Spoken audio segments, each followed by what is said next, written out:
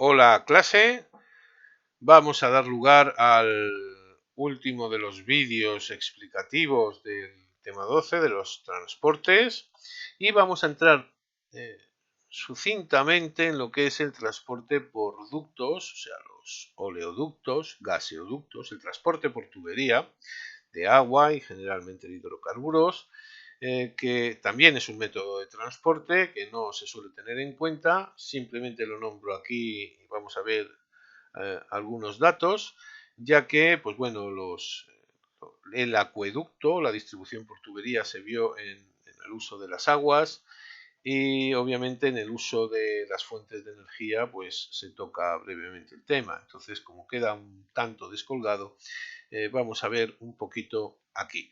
Aquí podemos ver que el transporte por tubería es un modelo de transporte de mercancías, ¿de acuerdo? Ya os digo que aparezca en lo que es el desarrollo de las fuentes de energía en, en el tema de la industria. Pero bueno, tenemos una extensa red de gaseoductos y de oleoductos que va además en aumento. Hay además corredores como el de la Ruta de la Plata, el del Cantábrico, el del Mediterráneo y las conexiones que hay con la frontera con Francia, ¿de acuerdo? Y las conexiones que hay también transversalmente con Portugal. Hay un ramal interesante que sale desde Almería, ¿de acuerdo? Y otra que conecta a Denia y Mallorca. Hay conexiones muy interesantes con Portugal y con Francia y obviamente las más interesantes de todas son con Marruecos y con Argelia, ya que conectamos directamente a la fuente sobre todo del gas, ¿de acuerdo? Como podemos ver aquí por Tarifa y por Almería. ¿De acuerdo? Aquí podéis ver la distribución y obviamente lo interesante de la distribución de todo esto. Los oleoductos, que hasta el decenio anterior, hasta el 2012, había llegado hasta los 4.700 kilómetros, hoy en día tiene más de 10.000, ¿de acuerdo? Entre otras, con el gas son las energías, aquí podemos ver la distribución, el gaseoducto mucho más distribuido obviamente que el oleoducto, son las principales energías que se consumen. Además, el gas va en aumento porque además eh, hay mayor cantidad, ¿de acuerdo? Sobre todo además porque desde el 75 se elabora el primer plan de trazado de las redes de gaseoducto, ¿vale? Frente al petróleo que además tiene yacimientos cada vez más reducidos y localizados. En cuanto al gas tiene mayor distribución, ¿vale? Además hay una ventaja porque es menos contaminante y en principio obviamente además más barato. Y eso obviamente interesa. Eh, Cantidad de tuberías, las infraestructuras que tenemos, pues bueno, para que os deis cuenta, si se juntan todas, podríamos llegar a la Luna. Aquí tenéis el cálculo, ¿de acuerdo? Y ahora ya llegaríamos a la Luna y estaríamos de vuelta, un poquito, ¿de acuerdo? Para que veáis un poco lo que es el kilometraje que tenemos desarrollado entre digamos, el suelo y el subsuelo español. Y pasamos a las comunicaciones, que también va a ser breve, obviamente son medios de transporte, en este caso de información, son muy importantes porque hemos entrado en un proceso de globalización en nuestra sociedad, una globalización social, económica, cultural, gracias obviamente a los medios de comunicación y sobre todo a los avances en la telefonía e Internet.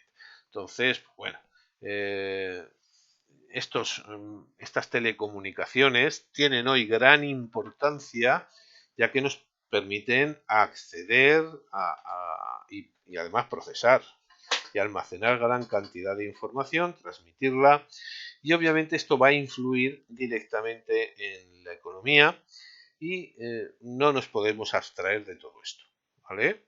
Desde la gestión de empresas, el comercio electrónico, que ha cambiado totalmente el comercio a tal como se conocía, el comercio directo de persona a persona, a un comercio desde casa, donde la otra persona que interviene es el que trae el paquete a la puerta que ha favorecido también al turismo. En cuanto a la sociedad y a los métodos de trabajo, lo ha cambiado, sobre todo desde el COVID-19, en el cual pues, se favoreció el trabajo en casa, con lo cual bueno, las empresas descubrieron que ahorraban costes en luz, agua, alquiler de edificios y, pues bueno, de tener un bloque con varias plantas.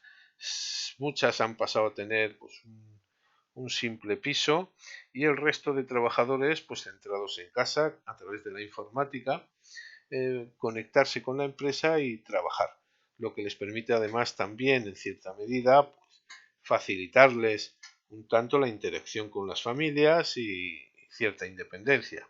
Obviamente, por otro lado, plantea otros problemas, obviamente, y es algo a observar todavía. Positivo, pero a observar. ¿De acuerdo? Además,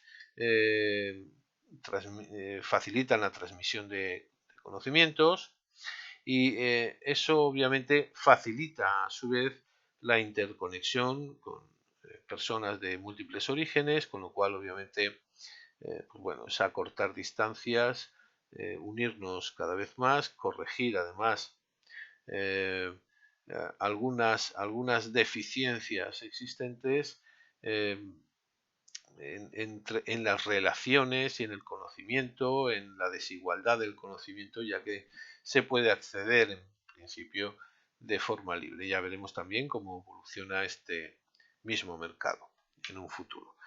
Aquí tenéis algunos cálculos de lo que es la conexión a Internet de los hogares en España. Las viviendas de banda ancha tienden a crecer en el 2020. Las que no tienen sigue habiendo, ¿vale? Y después las que tienen teléfono fijo descienden. ¿De acuerdo? Se tiende ya, poquito a poco va descendiendo, se tiende a manejar el móvil, que además sirve de ordenador y de múltiples cosas más, y obviamente a tener cada vez mejor banda ancha para poder pues, tramitar mejor la información y la rapidez con la que llega y sale. Aquí podemos ver la evolución de hogares con ordenador, ¿de acuerdo? Si hay 1, 2, 3, 4 o 5 más miembros y pues bueno, podemos ver obviamente las cantidades a las que llega, ¿de acuerdo? En porcentaje.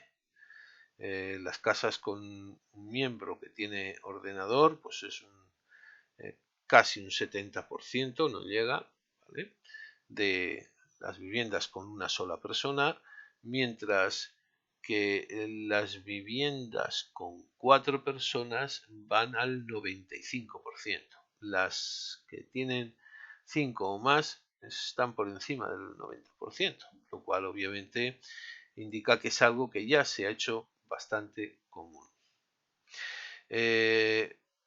Las que usan diariamente Internet en España, ¿de acuerdo?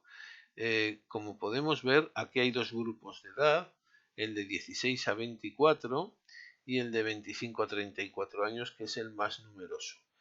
El de 64 a 74 años, sin embargo, aunque no es obviamente el que tiene el porcentaje más alto, se sitúa en el 50% y es el que más ha crecido en el 2020. ¿Vale? Y por último, pues bueno, nombrar las características de las comunicaciones, que obviamente las competencias las tiene el Estado, ¿de acuerdo? Pero no nos olvidamos que está detrás influida por la política de la Unión Europea, ¿de acuerdo? ¿Dónde? ¿Basándose en qué? En que obviamente sean líneas seguras, de calidad, competitivas, integradas y con una reducción de impacto medioambiental. Vaya, lo mismo que para cualquier otro tipo de transporte.